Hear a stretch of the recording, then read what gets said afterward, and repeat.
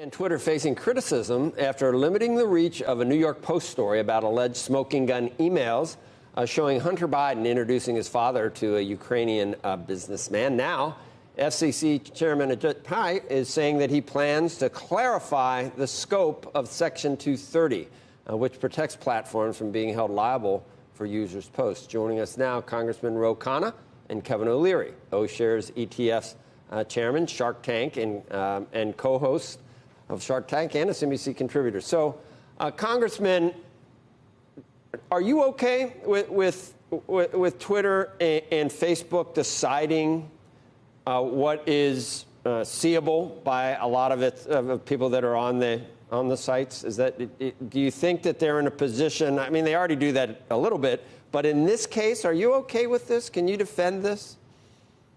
No, they made a mistake, and I'm glad Twitter reversed it. The principle that a journalist can't publish unauthorized sources would mean that we would not have published the Pentagon Papers or the WikiLeaks, Iraq.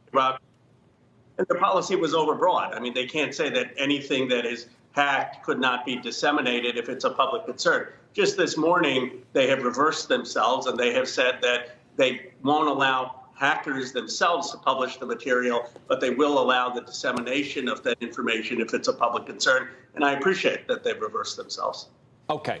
All right. So I don't know, Kevin, you don't have someone to just argue with and disagree with vehemently, but you might even say it in a more, like I say, in a more vociferous way. What are your feelings of the way it initially happened? Pretty staggering, I think, isn't it? I mean, I'm a big boy. Give it to me. Let me see it.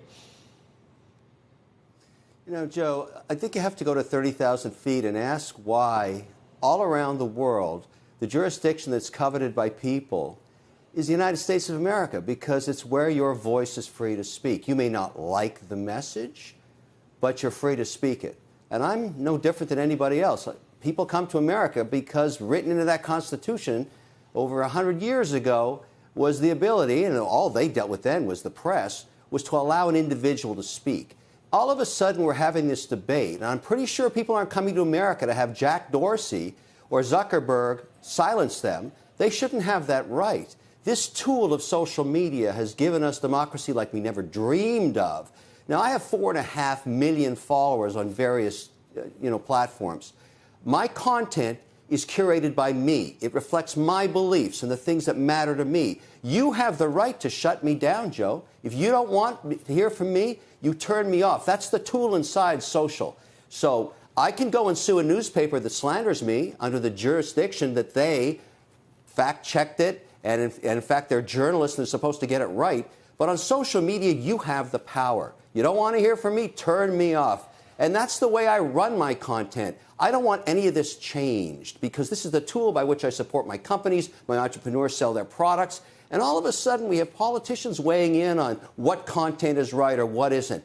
This is America. We all have the right to have the freedom of speech built into these platforms. So I'm a huge advocate now to just leave it alone. And I don't want the CEOs of these companies turning off my voice. They have no right to do that.